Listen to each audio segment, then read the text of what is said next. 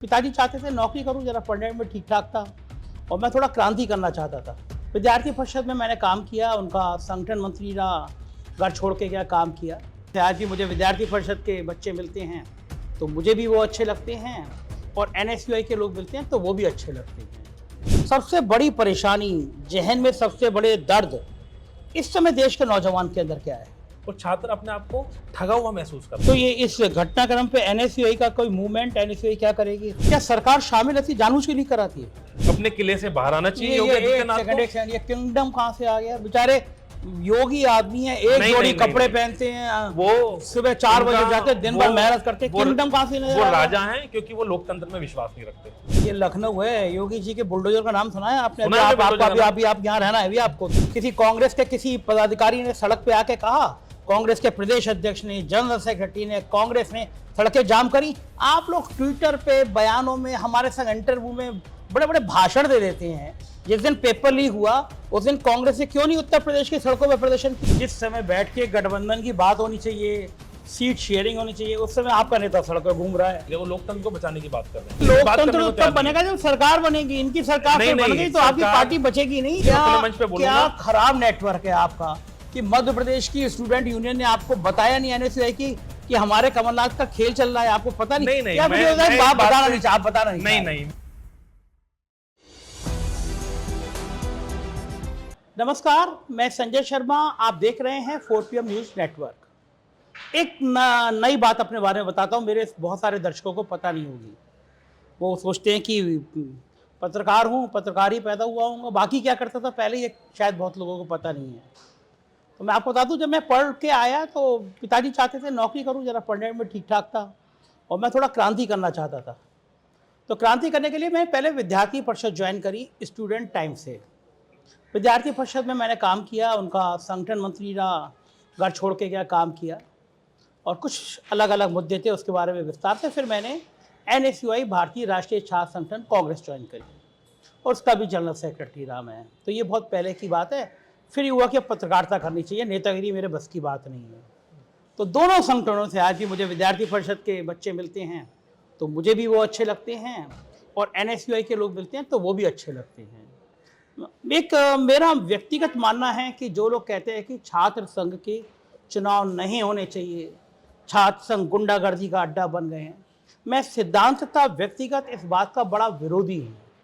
जब आप 18 साल की उम्र में तय कर देते हैं कि आप 18 साल के होंगे और वोट डाल सकते हैं, यानी देश का भाग चुन सकते हैं 18 साल के होने के बाद, तो जो बच्चे पढ़ाई कर रहे हैं वो क्यों नहीं राजनीति का खा घा सीख सकते?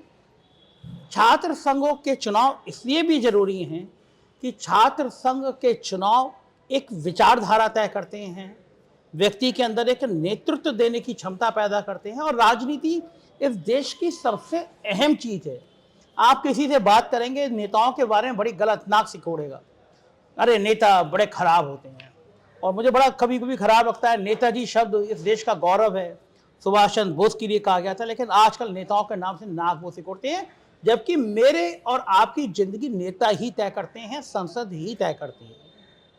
तो इस समय राहुल गांधी की न्याय यात्रा जब उत्तर प्रदेश में आई, लखनऊ में आई, तो बहुत सारे फ्रंटल ऑर्गेनाइजेशन के सदस्य और नेता उसमें आए थे। तो मैं आज आपकी मुलाकात एक ऐसे नेता से करा रहा हूँ, एनएसयूआई के वो राष्ट्रीय अध्यक्ष हैं, नौजवान हैं, अभी 45 दिन पहले वो एनएसयूआई के राष्ट्रीय अध्यक्ष बने। दिल्ली विश्वविद्यालय के वो पदाधिकारी रहे, जुझारू छात्र नेता हैं और 45 दिनों में उन्होंने एक शानदार काम किया, राजस्थान की राजनीति हिलाई। राजस्थान के विश्वविद्यालय के अध्यक्ष, निर्दलीय जीता था वो, राजस्थान विश्वविद्यालय का अध्यक्ष, जहाँ जहाँ छात्र संघ चुनाव होते हैं बड़ा इम्पोर्टेंट है। बड़े गरीब घर का लड़का था वो, निर्दलीय जीता था, लेकिन वरुण चौधरी ने, एनएसयूआई के राष्ट्रीय अध्यक्ष ने राजस्थान जाके उसको कांग्रेस की सदस्यता ग्रहण कराई। तो आज लखनऊ में हम लोग शिरोज में बैठे हुए हैं और मेरे साथ हैं ये वरुण चौधरी, नौजवान नेता, स्मार्ट नेता, हीरो टाइप की। मैंने इनसे कहा कि कहाँ राजनीति में आ रहे, पिक्चरों में काम करते, बॉलीवुड में करते। कैसा लगा आपको लखनऊ? आप पहले लखनऊ आए हैं कभी? मैं बहुत पहले आया था लखनऊ, लेकिन कितने साल पहले? बहुत पहले, मतलब मैं बोलूँ लगभग 15 साल पहले मैं लखनऊ आया था। अच्छा, तब तो आपको लखनऊ बदला हुआ नजर आया होगा। हाँ, काफ़ी बदलाव मुझे लखनऊ नज़र आया। हाँ, मैं बाकी उत्तर प्रदेश के लगभग सारे ज़िले घूम चुका हूँ। बनारस में बहुत समय रहा हूँ। इलाहाबाद यूनिवर्सिटी के चुनाव में मैं काफ़ी गया हूँ। हाँ, मैं बोलूँ कि ये फॉर्च्यूनेट है या फिर अनफॉर्च्यूनेट, लखनऊ में बना और मैं 3 दिन से लखनऊ में हूँ। तो मैं क्या कहना चाहिए पहले कि लखनऊ में आपका स्वागत है, मुस्कुराइए कि आप लखनऊ में नहीं, हैं। बहुत-बहुत धन्यवाद संजय जी।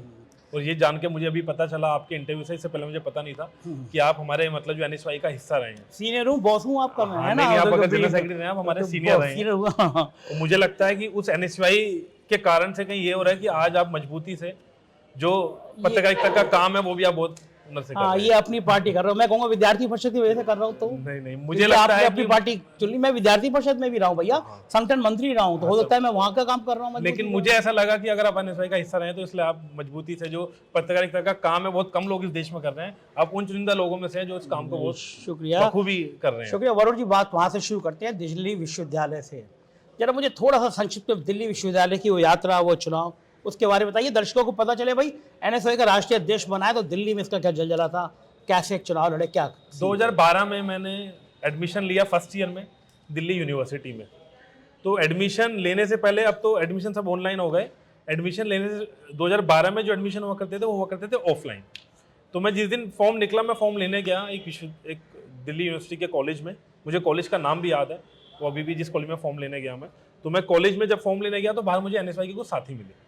मैं उस टाइम नया मैं बोर्डिंग स्कूल से पढ़ाई करके आया था, दिल्ली में घूमता था बहुत, दिल्ली के एक बोर्डिंग स्कूल में था, लेकिन बाहर की दुनिया से इतना ज़्यादा जागरूक नहीं था। तो मैंने एनएसवाई का साथी मिला, मुझे पता था एनएसवाई के बारे में। अक्सर मैं जब स्कूल की उम्र में भी था तो मैं गांधी जी के बारे में बहुत कुछ पढ़ता था, मैं ये लोहिया जी के बारे में बहुत कुछ पढ़ता था, तो मुझे थोड़ा शौक था राजनीतिक, वो थी कि मैं पॉलिटिकल साइंस में काफ़ी पढ़ता था। तो मुझे एनएसवाई का साथी मिला तो उसने मेरी बहुत मदद करी, तो मुझे फॉर्म भरने में मेरी बहुत हेल्प करी। वहाँ लाइनों में बहुत लोग परेशान थे, मतलब बहुत लंबी लंबी लाइनें लगती थी 2012 में, तो लंबी लाइनों में पानी बांटने का काम एनएसवाई का हमारे साथी कर रहे थे। मुझे अभी भी याद है, एक लड़की चक्कर खा के गिर गई थी उस कॉलेज में फॉर्म भरने के, बहुत गर्मी का समय होता था, और चक्कर खा के तो फेंट होकर गिरने लगी थी। तो उस एनएसवाई के साथी ने लड़की को उठाया, उसकी मदद करी, उसको पानी पिलाया। तो वहाँ से मेरी एनएसवाई की जर्नी स्टार्ट हुई। तो मैं एनएसवाई के साथी पे गया कि यार कैसे मैं आपका वॉलंटियर बन सकता हूँ। तो उन्होंने कहा आप हमारा वॉलंटियर बन सकते हैं, और कल से आप भी आइए, हम छात्रों की मदद करिए, हम आपको बताते हैं। तो उस दिन मैं वॉलंटियर बना, और शाम को मैंने जाके मेंबरशिप ली एनएसवाई की। एनएसवाई मतलब कॉलेज में पहले दिन पहुंचो, पहले दिन नेतागिरी शुरू? पहले दिन नेतागिरी शुरू, वो मेरा, अब तो उसको मैं अपना सौभाग्य मांगता हूँ। और उसके बाद में दिल्ली में मैं पूरा एक्टिव हुआ, तो मेरे संगठन ने मुझे जिम्मेदारी दी कि दिल्ली का मुझे सचिव बनाया एनएसवाई का। उसी समय 15-20 दिन बाद कि आपने इतना अच्छा काम कराया ड्यूरिंग एडमिशन हेल्प डेस्क में, और फिर मुझे बोला गया कि आप अच्छा बोलते हैं, आपकी एक सोच है, आपने कुछ बच्चे जोड़े नए। मैंने लगभग, मुझे अभी भी याद है, वो फर्स्ट ईयर का मेरा जब एडमिशन दिल्ली यूनिवर्सिटी में हुआ, तो जिस दिन कॉलेज खुला उसके एक हफ्ते के अंदर मैंने लगभग 550 बच्चे नए फर्स्ट ईयर के जोड़े थे एनएसवाई से। तो फिर मुझे एनएसवाई के संगठन ने मुझे बोला कि आप क्यों दूसरों की तैयारी नहीं करते। मैंने कहा तो मेरी, मतलब आपने दिल की बात कर ली, अगर संगठन मौका देगा, दिल्ली विश्वविद्यालय का छात्र संघ चुनाव, डूसू चुनाव जिसको कहते हैं। तो मेरी 17 साल की उम्र थी, फर्स्ट ईयर का मैं स्टूडेंट था। तो संगठन ने कहा कि हमारे यहाँ अगर कोई टैलेंटेड है तो उम्र ना देखकर, लोग कहते हैं कि थोड़ा मैच्योर हो जाना चाहिए, उम्र ज़्यादा होनी चाहिए, तो हमारे संगठन ने कहा नहीं, अगर आपने बच्चे जोड़े और आपके अंदर ये हुनर है तो संगठन आपको मौका देगा। संगठन ने मुझे मौका दिया, और दिल्ली यूनिवर्सिटी छात्र संघ में सबसे कम उम्र का मैं अभी तक की हिस्ट्री में सचिव बना। अच्छा, पूरे विश्वविद्यालय में? हाँ, दिल्ली यूनिवर्सिटी छात्र संघ के चुनाव में सबसे कम उम्र का मैं सचिव बना। अरे 2012 में। अच्छा, वहां से राजनीति शुरू? वहां से भी राजनीति का पड़ाव आगे बढ़ता रहा, और आज मुझे गर्व है कि मैंने प्रदेश सचिव से अपनी जर्नी शुरू करी थी एनएसवाई से, और आज मैं एनएसवाई का राष्ट्रीय अध्यक्ष हूँ। जुगाड़ क्या लगा यार, राष्ट्रीय अध्यक्ष तो ऐसे बनता नहीं आदि? नहीं, मैंने जुगाड़ नहीं लगाया गया, बिल्कुल वास्तव की बात बताता हूँ। हमारे कुछ लोग शॉर्टलिस्ट हुए, जो मेरे साथी के साथ में कलीग थे, शॉर्टलिस्ट हुए, फिर हमारा खुद का, हमारे संगठन ने इंटरव्यू लिया, पुरानी जर्नी देखी, किसने कितना काम करा गया है, किसमें क्या हुनर है, तो मुझे संगठन ने मौका दिया गया। और आज भी मैं 45 दिन हो गए हैं, लगभग मैं 14-15 राज्य घूम चुका हूँ। तो मुझे ये भी वो गर्व नहीं है, मुझे गर्व की बात तो है कि मैं राष्ट्रीय अध्यक्ष हूँ, लेकिन मैं आज भी कार्यकर्ता के तौर पर एनएसवाई का काम कर रहा हूँ। कितने लोग जुड़े हैं राहुल गांधी की न्याय यात्रा से? छात्र? बहुत छात्र जुड़े हैं, मतलब मैंने मणिपुर से शुरू करी है, राहुल जी ने बाद जुड़े न्याय यात्रा, तो मणिपुर से आप देखेंगे बहुत छात्र जुड़े हैं, बहुत छात्रों ने अपने अपने मेमोरेंडम दिए, तमाम बातें रखी। और खास तौर पर जब हम उत्तर प्रदेश आए, उत्तर प्रदेश आप देखेंगे, जब बनारस में घुसे, बनारस से लेके आज वो लखनऊ से कानपुर हमारी यात्रा चली गई है, तो तमाम छात्र आए। और पेपर लीक की घटना आपके सामने है, जो यूपी पुलिस कांस्टेबल भर्ती का पेपर लीक हुआ, उसके हजारों छात्र इलाहाबाद में हमारा इंतजार करके राहुल जी यात्रा जुड़े। और मुझे लगता है उन छात्रों की मैंने आंखें देखी, मैंने उन छात्रों के चेहरे देखे, कहीं ना कहीं उनका जो सपना तोड़ा है बीजेपी ने, और उत्तर प्रदेश सरकार ने, तो देखते हैं कि वो सपना ठीक करने का काम और उनका न्याय दिलाने का काम वो राहुल जी की तरफ अब जब आंख उठा के देख रहे थे, तो कहीं ना कहीं उन्हें वो न्याय की उम्मीद राहुल गांधी जी से थी, इसलिए वो यात्रा से भी जुड़े। ये बताइए कि छात्रों में जो सबसे बड़ा पीड़ा है, चूंकि आप 14-15 राज्य 45 दिनों में आप बता रहे हैं कि बहुत सारे घूमे हैं, अलग अलग विश्वविद्यालय से मिलते हैं नौजवान। लगभग मैं 25 से 30 विश्वविद्यालय मैंने घूमे हैं इस 45 दिन। छात्र ये नौजवान देश का भविष्य है, आने वाला समय इन्हीं का है। सबसे बड़ी परेशानी, जहन में सबसे बड़े दर्द इस समय देश के नौजवान के अंदर क्या है? देखिए, सबसे पहले तो मैं बताना चाहूंगा, हमारा देश इतना भाग्यशाली है कि पूरी दुनिया में आज सबसे युवा देश भारत है। अब लगभग वो 50 या 60% का आंकड़ा है, एग्जैक्ट मुझे आंकड़ा नहीं पता कि, लेकिन ये जरूर पता है कि पूरी दुनिया में सबसे युवा देश हमारा है। तो जब इतना युवा देश है तो आप देखेंगे इसमें सबसे ज़्यादा छात्र भी कितने हैं, और छात्र अपने आप को ठगा हुआ महसूस कर रहा है। देखिए, ये बात मैं इस बात से सहमत हूँ कि छात्रों ने 2014 में बीजेपी को वोट दिया, 19 में दिया, अब उन्हें पता ठगा हुआ महसूस कर रहा है कि जो लोग 2 करोड़ नौकरी की बात करते थे, आज बेरोजगारी हर प्रदेश की उठा के देखें कि बेरोजगारी इतनी है देश में, आप मान नहीं सकते। बार बार भर्तियां निकलती नहीं है, भर्तियां निकलती हैं, भर्ती निकलनी चाहिए थी 1 लाख, भर्ती निकलती है 1000। और जब भर्ती निकल कर, और खास तौर पर मैं अभी जो हाल ही में इंसिडेंट हुआ उसकी ज़्यादा बात करूंगा कि यूपी पुलिस जो काउंसिल भर्ती का एग्जाम हुआ, एक एग्जाम और हुआ AR वाला, तो दोनों एग्जाम मिला के लगभग 70 लाख लोग इससे प्रभावित हुए।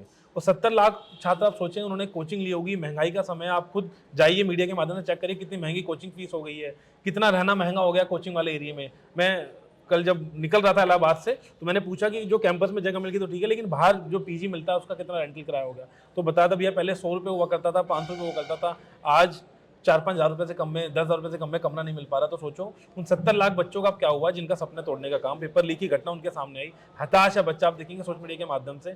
लगभग मैं आपसे झूठ नहीं बोलूंगा, मैं अपना फोन भी निकाल के दिखा सकता हूँ कि मैंने इंस्टाग्राम पे और ट्विटर पे जब मैसेज डाला, लगभग 700 बच्चों का मुझे 12 घंटे के अंदर मैसेज आया इस पेपर लीक के बारे में देने के लिए कि हमारा भविष्य का क्या होगा। तो अपने आप को ठगा हुआ महसूस कर रहा है कि, और उस पर बहुत कॉमन पैटर्न चल गया कई चीज़ों का। पेपर लीक हो रहा है, एक ही कंपनी है जो उत्तर प्रदेश में पेपर करा रही है, जिसको टेंडर मिला, बार बार वो पेपर लीक हो रहा है, उसी कंपनी को टेंडर, उसकी कोई जांच नहीं हो पा रही है, जांच नामचारी की जांच हो रही है। पेपर रद्द करने में क्या दिक्कत है सरकार को? सरकार पेपर रद्द करे और 10 दिन के अंदर दोबारा परीक्षा करा दे और इंश्योर करे, और साथ के साथ मैं बार बार लोगों की कुछ बच्चों को उचित मुआवजा भी दिया जाए। लगभग 400 रुपये फीस है एक पेपर की। आप सोचो 70 लाख बच्चे हैं, 400 रुपये आपने उससे फीस ले ली, तो करोड़ों रुपये तो सरकार के पास आएगी। नहीं, वो आते हैं, मैंने वो सीन देखा था, स्टेशन पे सड़क पे सो रहे हैं, गरीब वर्ग के बच्चे आते हैं खाने, ट्रेनों में लटक के बच्चा आ रहा है। वो सोचो, वो अपनी जान से खेल के आ रहा है कि वो ट्रेन में बच्चा गिर जाए, क्या हो जाए, लटक के ट्रेन में बच्चा आ रहा है। और सोचो जब उस बच्चे को ये पता लगा कि वो जो परीक्षा दे रहा है वो परीक्षा लीक हो गई है, सोचो उसको कैसा ठगा हुआ महसूस होता है। तो ये इस घटनाक्रम पे NSUI का कोई मूवमेंट, NSUI क्या करेगी? हमने मूवमेंट शुरू कर दिया है। कल हमने सिग्नेचर कैंपेन भी करा उत्तर प्रदेश के तमाम विश्वविद्यालयों में, और इस आंदोलन को हम आगे लेके जाएंगे। कुछ आम छात्रों ने NSUI के साथ मिलकर तमाम यात्राएं निकाली, कल विभिन्न विश्वविद्यालयों में अपनी मांग रखी, और मुख्य तौर पर हमने 3 मांगें जरूर रखी सरकार से। पहली मांग यही थी हमारी कि भर्ती कैंसिल करें तुरंत एग्जाम, और री एग्जाम 10 दिन के अंदर कराएं, क्योंकि कई प्रदेशों में क्या करा बीजेपी ने, कैंसिल कर दिया एग्जाम, वो एग्जाम दोबारा कराया नहीं, 6-6 महीने हो गए। तो हम चाहते हैं तुरंत 10 दिन के अंदर री एग्जाम कराया जाए, एक उचित मुआवजा दिया जाए उन बच्चों को, 70 लाख बच्चों को, और तुरंत या तो सुप्रीम कोर्ट या हाई कोर्ट रिटायर्ड जज की कमेटी बने, और जो लोग इसमें दोषी पाए जाएं, जो जांच में जिनके नाम आए, उन पर सख्ती से कार्रवाई हो कि आगे चल के वो डरे लोग कि इसमें इन्वॉल्व होने से। पेपर तो आपको क्या लगता है कि क्या ये जो गेम होता है पूरा लीक वाला, क्या सरकार शामिल रहती, जानबूझ के लीक कराती है? पहले तो मैं सहमत नहीं होता था, लेकिन जो मैं कॉमन पैटर्न देख रहा हूँ अब, कि सरकार अभी तक चुप्पी चापी, मतलब बिल्कुल चुप है। 70 लाख बच्चों की बात है, जो यहाँ के मुख्यमंत्री हैं वो बार बार दावा करते हैं, योगी आदित्यनाथ जी, कि मैंने पूरा प्रशासन ठीक कर दिया, उत्तर प्रदेश में कानून व्यवस्था ठीक कर दी। तो आज उन्हें शर्म आनी चाहिए कि 70 लाख बच्चों का आपने सपना तोड़ दिया, वो पेपर लीक हो गया, अभी तक आपने एक मीडिया में बाहर आके बयान नहीं दिया। कायदे में तो उन्हें अपने किंगडम से, अपने किले से बाहर आना चाहिए। ये किंगडम कहाँ से आ गया? बेचारे योगी आदमी है, एक जोड़ी कपड़े पहनते हैं, वो सुबह 4 बजे जाते हैं, दिन भर मेहनत करते हैं, किंगडम कहाँ से? वो राजा हैं क्योंकि वो लोकतंत्र में विश्वास नहीं रखते, इसलिए मैं कैसे लोकतंत्र में कैसे विश्वास नहीं करते हो? बहुत सारी घटनाएं हैं लोकतंत्र में विश्वास नहीं करते। केवल एक ट्विटर पे उनके कुछ लोग महाराज जी क्या लिख देते हैं, आप लोग उसको मुद्दा बना देते हैं। नहीं, मैं मुद्दा नहीं बना रहा, मैं उनको मान लूंगा वो अपने घर से बाहर निकले। चलो मैं किला बदल के आप मुझे वो कर रहे हैं, हालांकि मैं तो किला ही बोलूंगा। वो घर से बाहर निकले और 70 लाख बच्चों से पहले माफी मांगे, क्योंकि मुख्यमंत्री है। जिम्मेदारी किसकी है? प्रदेश में पेपर लीक हुआ, जिम्मेदारी किसकी है? जिम्मेदारी मुख्यमंत्री जी की है। वो बाहर निकले और पहले 70 लाख बच्चों से माफी मांगे, और उन 70 लाख बच्चों को विश्वास दिलाएं और जल्द से जल्द उनको न्याय दें। ये लखनऊ है, योगी जी के बुलडोजर का नाम सुना है आपने? सुना है आप बुलडोजर का अभी आप यहाँ रहना है अभी आपको थोड़ा जब भी मैं लोकतंत्र की बात करता हूँ, मैं कांग्रेस का सिपाही हूँ, मैं राहुल गांधी जी का योद्धा हूँ, मुझे बिल्डोजर से या किसी मुख्यमंत्री से डर नहीं लगता, मैं छात्रों की बात करता रहूंगा। आपको योगी जी से डर नहीं लगता? नहीं, मुझे क्यों डर लगेगा, वो मुख्यमंत्री है, मैं एक एनएसवाई का राष्ट्रीय अध्यक्ष हूँ और मैं इंसान हूँ, एक मैं देश का सम्मानजनक नागरिक हूँ, मुझे क्यों डर लगेगा? डर तो उनको लगना चाहिए अब कि वो 70 लाख युवा देख रहे हैं योगी जी की। आपके बाकी उत्तर प्रदेश के कांग्रेस के नेताओं को डर लगता है? बोलती नहीं है, बयान दे देते हैं और बैठ जाते हैं। कोई धरना प्रदर्शन किसी कांग्रेस के किसी पदाधिकारी ने सड़क पे आके कहा, कांग्रेस के प्रदेश अध्यक्ष ने, जनरल सेक्रेटरी ने, कांग्रेस ने सड़कें जाम करी? आप लोग ट्विटर पे, बयानों में, हमारे संग इंटरव्यू में बड़े बड़े भाषण दे देते हैं। जिस दिन पेपर लीक हुआ उस दिन कांग्रेस ने क्यों नहीं उत्तर प्रदेश की सड़कों पर प्रदर्शन किया? हमने सड़कों पर प्रदर्शन करा, लेकिन मीडिया उसे चलाती नहीं है। राहुल गांधी जी ने ये मुद्दा उठाया, भारत जोड़ो यात्रा में, न्याय यात्रा निकल रही है, अभी देखें राहुल जी ने बार बार ये बात बोली। मतलब सारा और काम, कल तो सारा बोला काम राहुल जी ने कि डरो मत यहाँ के नौजवान साथियों को। उसके बाद हमने सिग्नेचर कैंपेन शुरू करा, लेकिन मीडिया में दिखाती नहीं है, बड़ा दुर्भाग्यपूर्ण है। कल इलाहाबाद यूनिवर्सिटी में इतनी बड़ी यात्रा निकली जिसमें तमाम छात्र थे, एनएसवाई का भी उसमें योगदान था, एनएसवाई के साथी ने कल वो चक्का जाम करा। हाँ, हमने अल्टीमेटम दिया है, हम 1-2 दिन का इंतजार जरूर करेंगे कि सरकार हमारी बात माने, और नहीं माने तो आप जन आंदोलन के लिए हम तो तैयार हैं। और यात्रा भी जन आंदोलन आप देख रहे हैं किस तरीके पूरे देश में हम लोग निकाल। राहुल ने कहा डरो मत, और राहुल निकलिए कानपुर, पीछे पीछे पुलिस मार मार के डंडा लाल कर देती है। नहीं, अब वो यात्रा आप देखिए, यात्रा हमने मणिपुर से लेके बम्बई तक यात्रा लेके जानी। राहुल जी लखनऊ में बात करके, इलाहाबाद में छात्रों से मिलकर अपनी बात करके आगे निकले। बाकी हमारा काम है, हमारे संगठन का काम है, हम इस आंदोलन को खड़ा करेंगे, छात्रों की मदद करेंगे। आप जब बनारस विश्वविद्यालय में गए तो एक बहुत दर्दनाक घटना हुई थी बनारस विश्वविद्यालय में। एक छात्रा को नग्न करके उसके साथ रेप किया गया, उसका वीडियो बनाया गया, और जो पदाधिकारी थे वो सब भारतीय जनता पार्टी की IT सेल से जुड़े थे।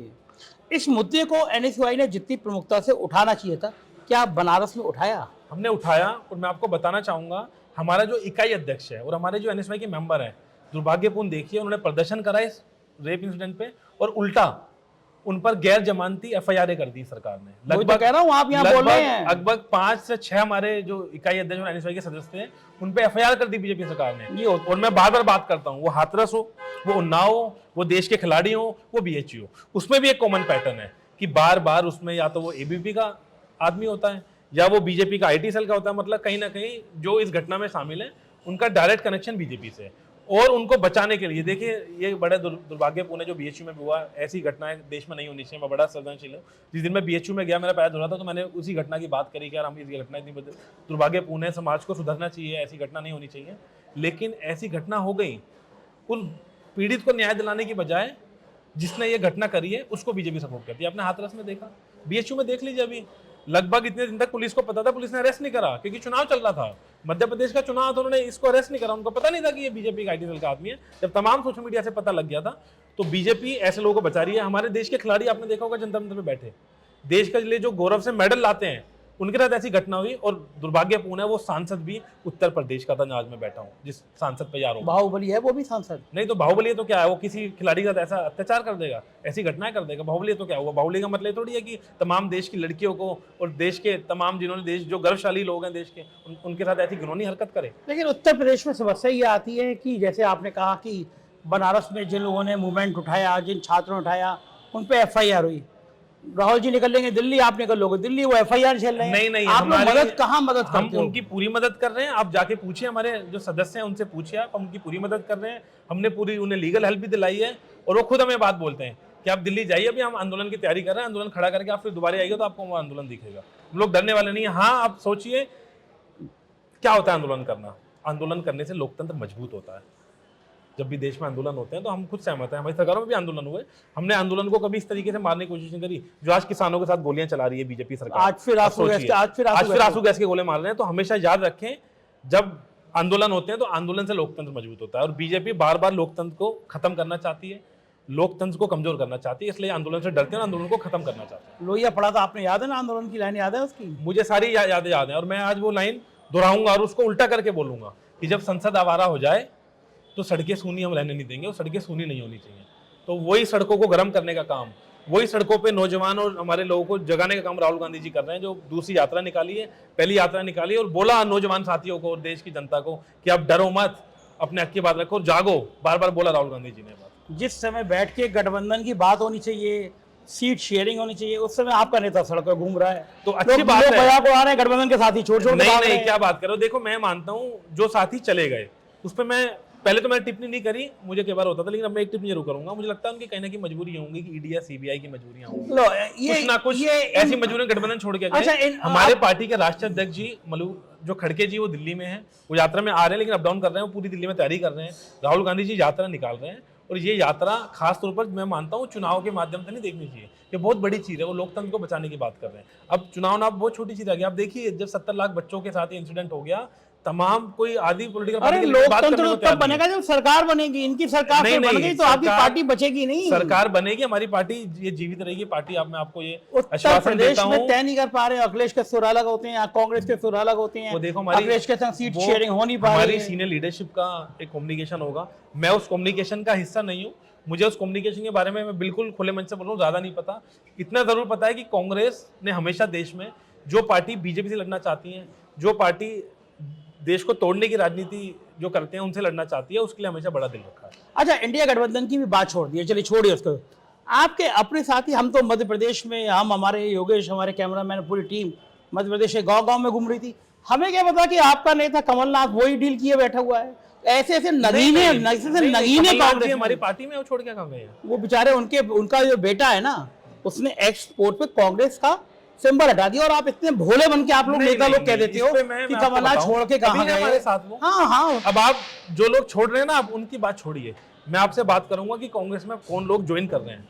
जैसे मैंने राजस्थान विश्वविद्यालय के लड़के की बात करी, और तमाम देश का जो नौजवान साथी है, खासतौर पर नौजवान और छात्र हैं, वो समझ गया कि अगर बीजेपी से लड़ना है तो राहुल गांधी जी का साथ देना पड़ेगा, क्योंकि वो अकेले आदमी है देश में जो सबसे ज्यादा मजबूती से, और भी लीडर्स लड़ रहे होंगे, सबसे ज्यादा मजबूती से बीजेपी को चैलेंज कर रहे हैं और कह रहे हैं कि हम आपको लोकतंत्र नहीं तोड़ने देंगे। तो अब ये भी देखिए कांग्रेस में कौन लोग आ रहे हैं। तो तमाम नौजवान छात्र और छात्राएं कांग्रेस से जुड़ रही हैं और कांग्रेस के साथ आ रहे हैं। अच्छा, तो यही एक पार्टी है जो कहने का मतलब ये है कि जो बूढ़े हो गए हैं वो निकल जाएं और आपकी टीम आ रही है। मतलब अमरिंदर पंजाब चले गए, कमलनाथ की तैयारी है, बेटे ने एक्स से कांग्रेस हटा दिया, सब जान रहे हैं। अब आप ना बोलो ना मानो, ये तमाम लोग जान रहे हैं कि कमलनाथ बीजेपी में जाने की तैयारी कर रहे थे। वो बेचारे का बीजेपी ने लिया नहीं क्योंकि सिंह नाराज हो जाएंगे, लेकिन उनका बेटा बहू आने वाले कुछ दिनों में बीजेपी ज्वाइन कर लेंगे, सब कह रहे हैं। जिस दिन ज्वाइन करेंगे उस दिन मैं उस पर टिप्पणी कर दूंगा। जिन्होंने ज्वाइन कर दी आप उस पर मेरी टिप्पणी लीजिए, मैं मंच पे बोलूंगा। क्या खराब नेटवर्क है आपका कि मध्य प्रदेश की स्टूडेंट यूनियन ने आपको बताया नहीं एनएसयूआई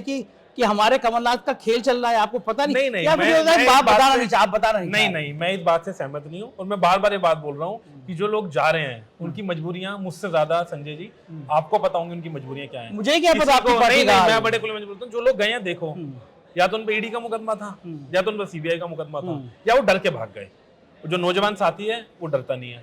अच्छा, ये बढ़िया है। जो इतनी बड़ी पार्टी है देश की, दूसरे नंबर की पार्टी है, उसके नेता ने ईडी का या मुकदमा, धमकी, हम यहाँ पत्रकारिता करते हैं, हमारी जांचें हुई, हम फेस करते हैं, हम नहीं डरते तो आपकी पार्टी के नेता को डर जाते हैं। उन लीडर्स को आपसे सीख लेना चाहिए जो छोड़ के भाग गए कांग्रेस पार्टी, या जो अलायंस के पार्टनर छोड़ के भाग गए। तो आप पहले ट्रेनिंग मुझसे कराएं। तो नहीं, मैं ट्रेनिंग नहीं, मैं एक, जैसा आपने बताया कि आप पे भी कई मुकदमे चल रहे हैं, मुझे अभी पता चला। चले नहीं है, कोशिश की गई भाई साहब, मतलब हाँ, वही की कोशिश करी गई, आप पे भी अटेम्प्ट करे गए, मुझे अभी पता, आपने ये बात बोली, तो आपसे सीखना चाहिए। आप डर के नहीं भाग रहे, और आप खुले मंच पर किसी भी पार्टी की कोई गलत करती है आप उसके आवाज उठाते हो। तो जो नौजवान है, जो छात्र है, उसने मन बना लिया है, इसलिए वो एनएसआई से भी जुड़ रहा है, वो राहुल गांधी जी से भी जुड़ रहा है, और वो कांग्रेस का साथ दे रहा है, और उसको समझ आ गया। और जो खास तौर पे, मैं भी उत्तर प्रदेश का, मुझे एक मेरा भाई साथी मिला, एनएसआई से 8 साल से जुड़ा हुआ था, तो उसने कहा भैया आप तो नहीं घबरा रहे हैं कि कुछ लोग बढ़ने जा रहे हैं? मैंने कहा मैं तो, हम घबराते नहीं है।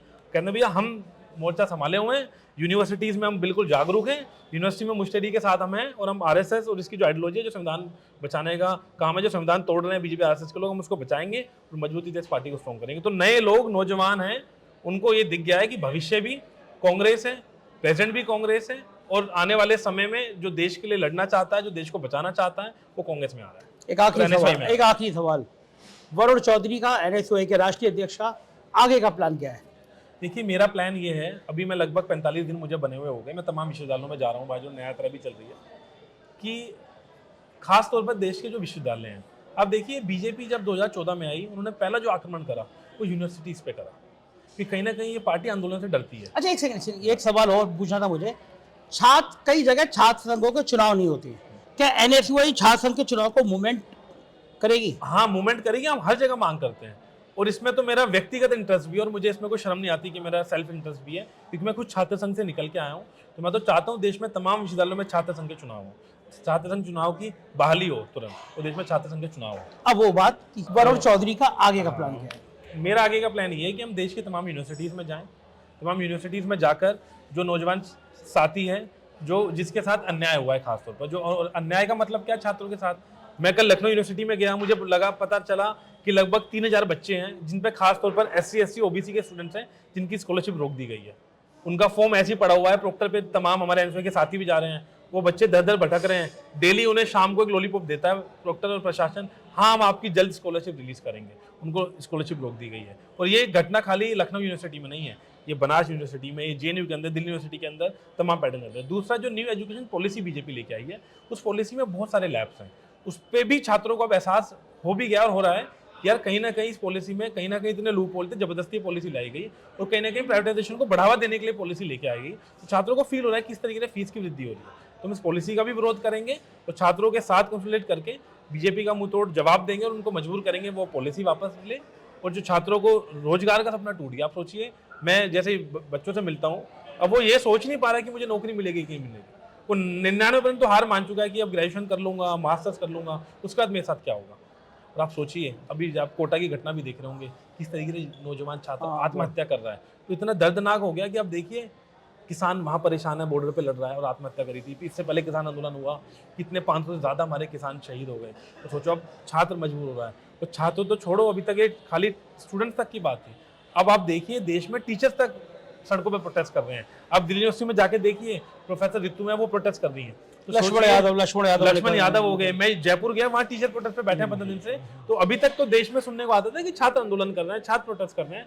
अब ये दौर आ गया, आप सोचिए कितना ये दर्दनाक है और कितना पेनफुल है संजय जी, कि छात्र तो छोड़िए, अब टीचर भी प्रोटेस्ट करने आ गए, उतना परेशान हो गए। बहुत बहुत शुभकामनाएं और थैंक यू। लखनऊ आते रहिए, बढ़िया शहर है, ताजगी भरा शहर है, मुस्कुराते हैं लोग यहाँ पे, आपकी तरफ गुस्से में नहीं रहते। नहीं, मैं गुस्से में नहीं, गुस्सा मेरा बार बार इसलिए निकल जाता है जब आप मुझसे इश्यूज की बात करते हैं कि छात्र किस दर्द से गुजरा है।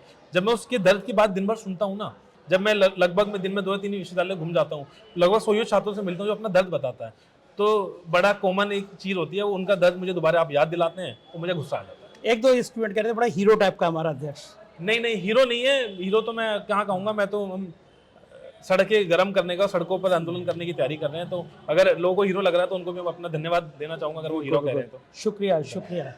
तो ये देखिए, इनकी टीम, शुक्रिया से पहली ताली अपने नेता के लिए। तो ये थे वरुण चौधरी, NSUI के राष्ट्रीय अध्यक्ष, उससे बात कर रहे थे। और ठीक बात है कि जिधर नौजवान चलता है देश उधर चलता है, क्रांति उधर चलती है। तो ये एक प्रेरणा है, वीणा है और एक साहस है नौजवानों का कि अगर वो एक विचारधारा की लड़ाई लड़ते हैं और एक देश में धर्मनिरपेक्षता का, सेकुलरिज्म के मजबूत करने की बात करते हैं, तो जाहिर है एक अच्छी शुरुआत होगी। कैसा लगा इंटरव्यू, आपकी राय का मुझे इंतजार रहेगा। अपना कमेंट, अपनी राय जरूर बताइएगा। शुक्रिया, थैंक यू।